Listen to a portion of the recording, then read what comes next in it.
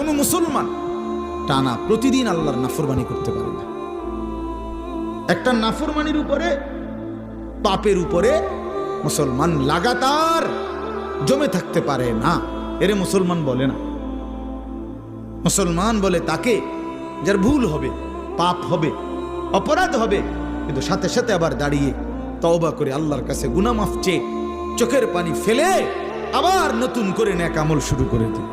আল্লাহ তাআলা বলছে, বান্দা এমন গুনাহ যদি তোমার আসমান পরিমাণও হয়, আর আমার কাছে যদি চোখের পানি ফেলে তওবা করে গুনাহ ছেড়ে দিয়ে আর করবা না ওয়াদা দিয়া যদি আমার চোখের পানি ফেলে মাফ চাও, আমি আল্লাহ ওয়াদা দিলাম আসমান পর্যন্ত লম্বা প্রশস্ত গুনাহ যদি হয়, গাফারতু লাকা ওয়ালা উবালি, আমি কোনো পরোয়া না করে সব মাফ করে দেব। ওয়ালা উবালি, উবালি অর্থ হইল আমি কোনো পরোয়া করব না, কাউরে জিজ্ঞেস করব না, তোমারে লজ্জা দেব না, তোমার আত্মীয় স্বজন তোমার কাউরে জানাবো না, আমি একাই মাফ করে দেব। জানবো শুধু আমি, বলবা শুধু তুমি আমারে।